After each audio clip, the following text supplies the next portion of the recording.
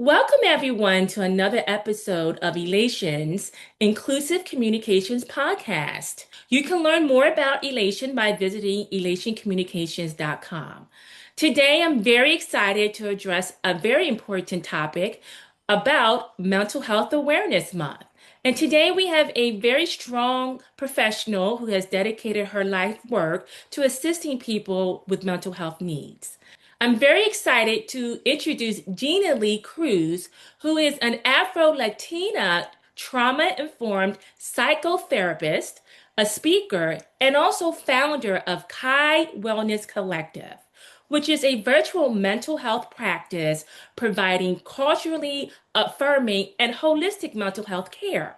Her work focuses on the intersection of trauma identity, nervous system wellness, and emotional sustainability, particularly within historically underserved communities.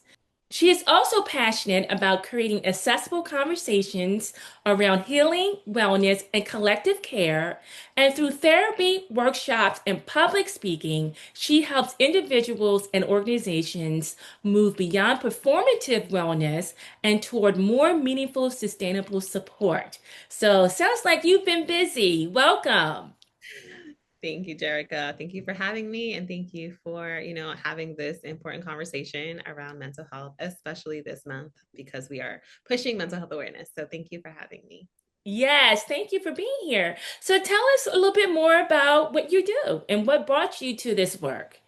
Yeah. So again, I'm Jeannie Lee. I'm a trauma therapist here in the DMV.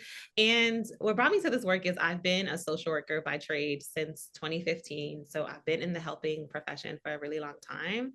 And every job that I've had in social work, I have been burnt out. And so, and needing mental health support at various times of my life, especially right during sort of the COVID pandemic. And so I wanted to create a space and an offering where folks can, you know, have access to mental health care that's really specific to the nuances that comes with being from, various cultures. I myself identifying as Afro-Latina, I'm Puerto Rican. And so really like having a safe space where we can process these things that are so intimate and delicate. And I think the percentage is like 8% are Latina, or like a really low percentage of therapists are Black. And so I wanted my practice to reflect these communities that are pushed into the margins. And so I created Kai Wellness Collective. Oh, well, that's wonderful and congratulations. So tell us a little bit more about Kai Wellness Collective. What is it? What are the services that you provide? Yeah, so it's a private practice, and we offer virtual therapy across the DMV in Massachusetts. And I also do wellness workshops and community events centered on these conversations around mental health because not everybody can access therapy, and therapy might not be for everybody. But so having these conversations in less clinical spaces is why I offer community center events. And so those are a couple of things that we focus on is the individual family and couples therapy and the community workshops, and just sort of creating this sort of energy around well-being. Wonderful. So let's jump into some of the questions. So how do you define wellness through an inclusive lens, particularly for communities that have been historically underserved or overlooked? Yeah, I think when I think about wellness and I think about the families that have, the communities that have been overlooked, I think about the lack of safety, the lack of cultural humility. So when I think about wellness, I think about the entire person, their experience, their background, their lineage. And so wellness really needs to be specific in the ways that they consider those aspects of someone's identity. And so seen, and so feeling seen, safe, and understood, those are the sort of elements that I think about when I think about wellness. And I think that is so critical. Many times we don't feel seen and heard. And and I think it's great that, you have narrowed in on a segment really that needs not only these services, but delivered in a particular way, right? So let's jump more into that. during Mental Health Awareness Month, what are some of the most important messages you believe communicators should be amplifying, particularly to this segment that you focus on? Yeah, I think really the normalizing that we all at various points are, manage or struggle with mental health concerns, and that is not a weakness. That is not a sign that you are not strong, right? And so that messaging, and especially when we think about communities that have been marginalized and oppressed, right? There is this sort of showing up in the world, over functioning, being strong, not taking days off. And so this other message around rest is not laziness. You have to pour into yourself so that you can extend what you have to offer to the people around you. So I would say rest is not laziness is a big important one. And that like healing can look different for everybody. It's not this sort of straightforward kind of path when folks are managing their mental health or in, with the clients that I'm working with that are needing support. It's not Hmm. a linear path, and it's very like there's a flow to it, there's a cadence, and so just like normalizing that healing is not this really cookie cutter thing, and so the approach to supporting mental health cannot also be like cookie cutter and linear. Hmm. And I thank you for that. I think also one of the critical pieces dealing with underrepresented groups is usually they experience the stress more so or pressures more so than others, and thus the need for mental health support. And, often there's that, I guess, that stigma that, stay strong, don't need to address it, but often are more in need of it than others. Did you want to comment to that? Yeah, I mean, I think that is rooted in a lot of things that has happened in this country as it pertains to Black and Brown folks, right, and Indigenous communities. And so this like needing to just kind of push through is survival. And we have generations of families and communities that have been operating in survival. And so this being strong and pushing through has become, their norm. Right, right. Okay, so I really like your focus on going beyond performative work. And so the next question is centered on that. How can organizations better support mental health in a way that goes beyond performative statements and leads to meaningful impact? Yeah, I think that's a really great question. I think a lot of times there's like a band-aid approach when we're talking about, being well or trying to limit burnout. And there's like these sort of band-aid approaches to that. And I think that is because there's not policies and practices in these environments that are taking care of the folks that are working in those spaces, right? And so leadership is a really big part of that. I know in my experience, leadership has been a theme in terms of the spaces that I felt the most burnt out is where I didn't feel supported, right? So that psychological safety and leadership in these organizations is really important, right? And not just, oh, well, like you get 2 weeks off, so like your mental health should be, fantastic. And like that's just not realistic because burnout takes a really long time to sort of get through. And so I think again, just like the leadership really considering what psychological safety and what these safe practices look like in their work environments. Oh, you said a lot because it's sometimes is what we create or add to a work environment that creates these levels of stress or need for additional wellness. And I think that's really important, especially about leadership. Because oftentimes there's also, hey, you're having mental health problems, contact EPA, the Employee Program Assistance Program. Well, that's good that you have that as a benefit, but what behavioral practices are being demonstrated that causes these issues in the workplace that even creates a need for some mental health assistance? And I think that's, it's an accountability issue. So Absolutely. I love your comment about policies and procedures and even being more, aware that, what we bring to the workplace should create psychological safety. I mean, I just love that, and I certainly can speak to personal experience on that. Can you talk a little bit more about psychological safety? What does that mean to you? Psychological safety is when I think about psychological safety in a work environment, I think about how the leadership models care and protection for the folks that are working there, right? Because you can't promote wellness and also be rewarding exhaustion, right? Where like the caseload or the work is unmanageable. That's not a psychologically safe environment because no one's considering, wow, these numbers are a little too high. Like no one can really perform or meet these markers at this rate with this sort of level of casework. So I think psychological safety is the systems and it's the people and leadership who are modeling a balance of like, let's think about what's realistic, and the language and being able to make the space a space where folks can actually talk about their mental health, because most people are performing at work because they don't feel like they can talk about their mental health challenges in the workspace, right? Because of how that might be perceived, or like the backlash rather, excuse me, around what that would be like. So there's no psychological safety if we can't talk about our human experience, right? And being Mhm. burnt out and being exhausted. So that's what I think about when I think about psychological safety, is the modeling and the practices, and the spaces. Well said. Thank you for sharing that. Okay, so what are some common gaps or misconceptions you see in how wellness and mental health are communicated?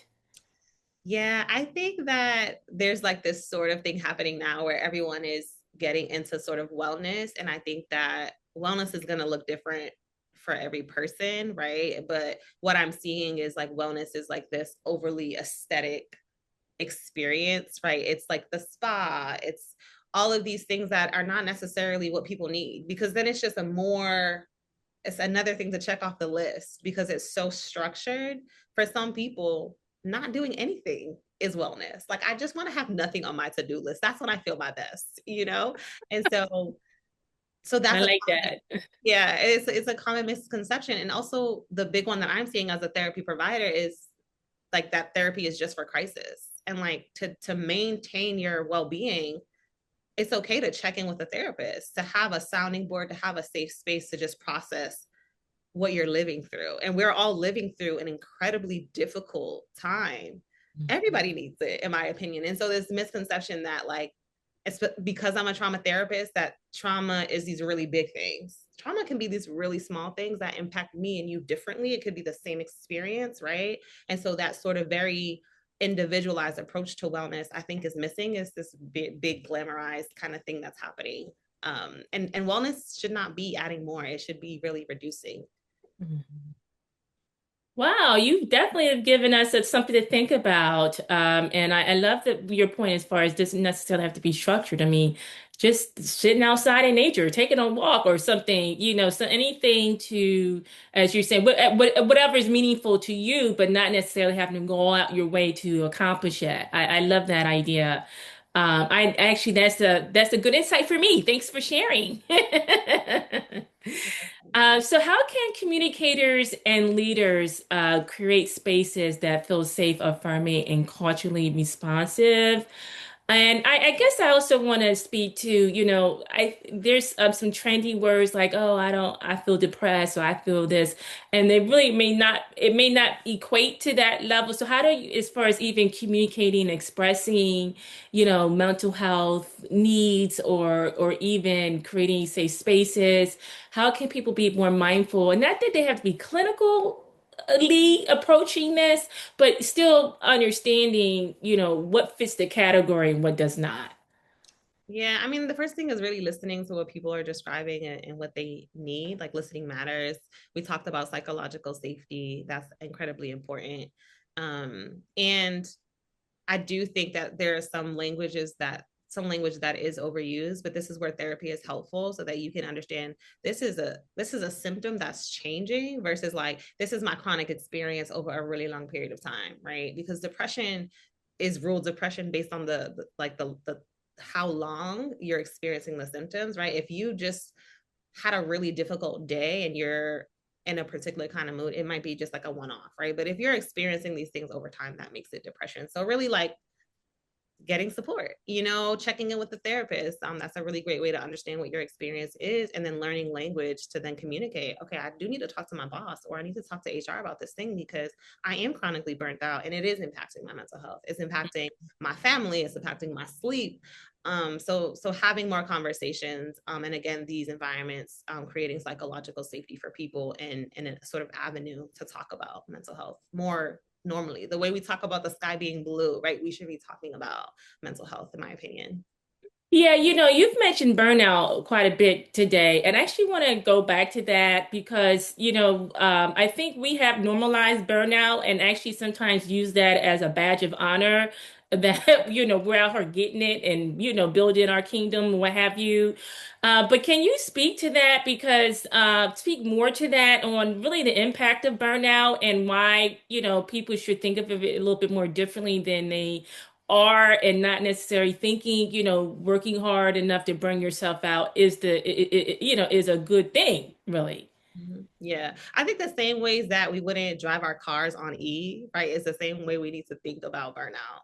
We want to prevent burnout. That's like, let me put some gas in this car because I know I got to drive for 20 minutes versus waiting till the gas runs out and then you're struggling to put gas in it, right? It's like paying attention that like, and really some unlearning around burnout, because to your point, it's this sort of hustle culture that's very much pushed in front of us all the time. And so it is a badge of honor for a lot of people, but a lot of folks are not connecting that sort of, that being in that activated state and being in burnout is, you're in survival mode, right? And just because you can hustle in this way doesn't mean you have to hustle, or doesn't mean that you should, because there's like lack of awareness of how it actually impacts us, like our nervous system, how it impacts us psychologically to always be in this state of being on and never like shutting down the computer, the ways that we shut the computer down so it can reset. We don't do that for ourselves. And so there's a lot of unlearning, but culture is a big part of this sort of like this hustle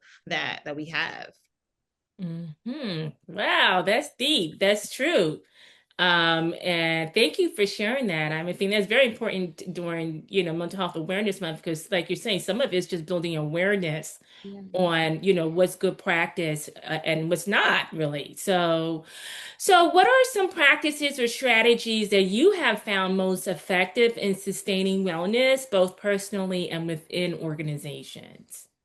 Yeah, well, I think one of the most important things, in my opinion, on an individual level is like building this awareness of how you're feeling in your body, right? And so I always say this, that one of the most underrated ways of one of the most underrated ways to be well is to literally slow down.